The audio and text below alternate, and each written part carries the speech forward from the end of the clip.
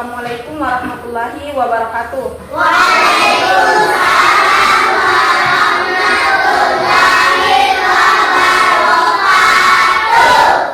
Oke, selamat pagi adik-adik. Oke, nah sekarang itu kakak ingin mengajarkan kepada adik-adik itu tentang sosial linguistik. Nah, pernah dengar nggak apa yang dibilang sosial linguistik? Atau pernah kalian dengar atau pernah kalian baca? Tidak. Nah, sosial linguistik itu adalah ilmu yang mempelajari bagaimana orang bicara terhadap orang lain. Nah, kita sekarang akan belajar bagaimana cara berbicara kita itu berbeda-beda sesuai dengan siapa kita, sama siapa kita berbicara. Misalnya sama guru, tentunya kalian sama teman-temannya kalian, misalnya Ica sama Nisa, kalau kalian berbicara pasti nadanya tuh agak lain, berbicara itu agak lain. Yang penting karena kan kalian berteman. Nah, begitupun juga kalau kalian ketemu sama guru. Kalau kalian berbicara sama guru pasti lebih sopan. Nah, begitulah. Nah, itulah yang dimaksud dengan materi sosial linguistik. Itu yang akan kita pelajari sekarang. In English, we will learn about social linguistic. Maybe someone is wondering what is social linguistic. Nah, well, social linguistic is the science that studies how people speak to other people. Yeah, like when we speak with other our friends, when we speak with our teacher is a different. Okay. Nah, pertama, apa itu linguistik?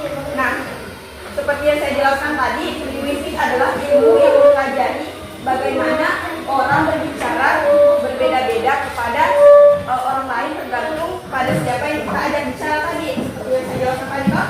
Misalnya kita tergantung bicara temannya. Kalian bicara sama temannya begini nada bicaranya. Bicara sama gurunya begini nada bicaranya. Nah, itulah yang dimaksud dengan sosial linguistik. Nah, misalnya kita berbicara dengan teman, dengan guru atau orang tua dengan cara yang berbeda. Ini karena menyesuaikan cara berbicara dengan orang yang kita ajak bicara. In English, social linguistics is study of how people speak differently, depending on who they are talking to, where they are, and what kind of situation is happening. For example, we talk to friends, we talk to our teacher, our parents in different ways. This is because we adapt our way of speaking to the person where we are talking to. Nah, yang kedua, poin yang kedua itu tentang berbicara dengan cara yang berbeda, bahasa formal dan informal. Bahasa formal digunakan saat berbicara dengan orang yang lebih tua atau di situasi resmi. Misalnya berbicara dengan guru atau orang-orang yang belum kita kenal.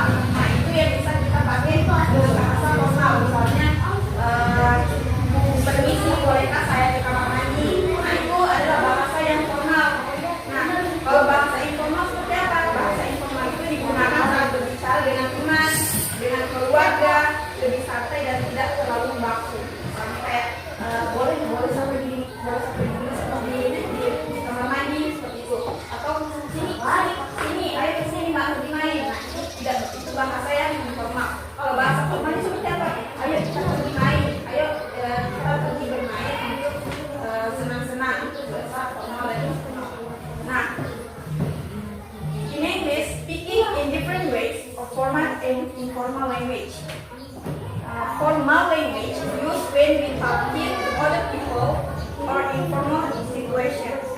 For example, talking to teachers or people we don't know yet. Maksudnya berbicara kepada guru yang belum kita tahu atau orang-orang yang belum kita kenal. Nah, itu bahasa yang formal biasa kita pakai.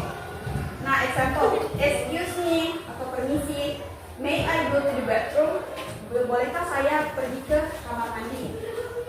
Nah, informal language used when we talking to friends or family, more relaxed and less deep. For example, can I go to the bathroom? Misalnya kayak gitu, itu bahasa informal. Oke, tadi sudah poin kedua. Nah, poin ketiga yaitu bahasa di tempat yang berbeda. berbeda, or language is in different place. Nah, dialek dan aksen orang yang berasal dari tempat yang berbeda bisa menggunakan kata-kata yang berbeda atau berbicara dengan cara yang berbeda.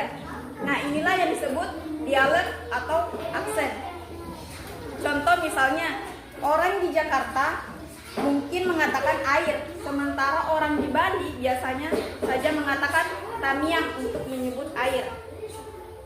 Kemudian poin keempat yaitu bahasa untuk kelompok khusus atau bahasa rahasia atau kelompok.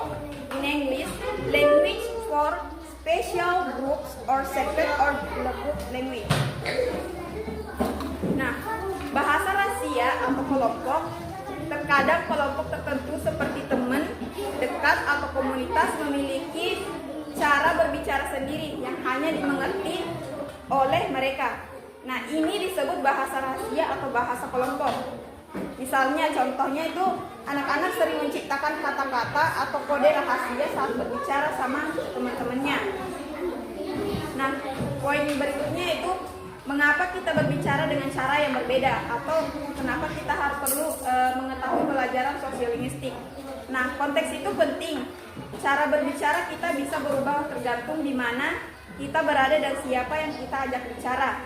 Di sekolah misalnya, kita berbicara lebih sopan, sedangkan di rumah atau dengan teman, kita bicara lebih santai. Nah, contohnya saat berbicara dengan guru, kita menggunakan bahasa formal seperti tadi, permisi Bu, bisakah saya ke toilet? Atau Bu, bisakah saya bertanya? Gitu, lebih sopan.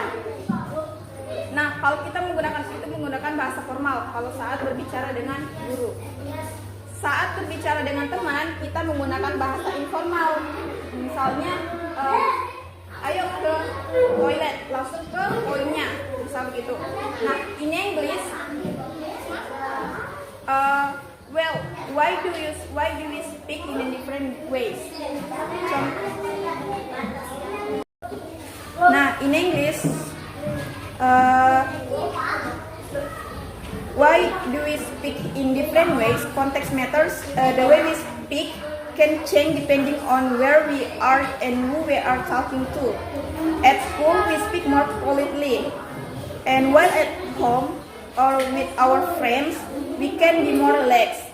Now, example, when talking to teachers, we use formal language. And however, when we talking to friends, we use informal language.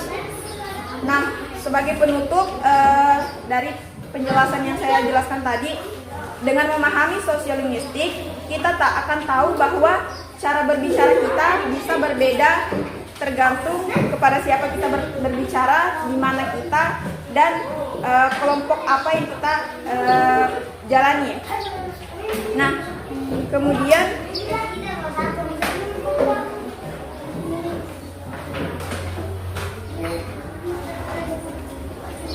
di mana kita berada dan situasi yang sedang kita hadapi seperti apa. Nah, hal ini sangat penting agar kita berkomunikasi dengan baik dengan orang lain dalam berbagai situasi. Nah, terima kasih sudah mengikuti pelajaran ini. Semoga kalian bisa paham tentang apa itu sosiolinguistik secara umum dan seperti apa what is socialistic, speaking in different ways, language in different place, and in others. Nah, in English, so impulsive by understanding sociolinguistic, we will know that our ways of speaking can vary depending on who we are talking to, where we are, and the situation we are facing. Nah, so that all my explanation about sociolinguistic in commonly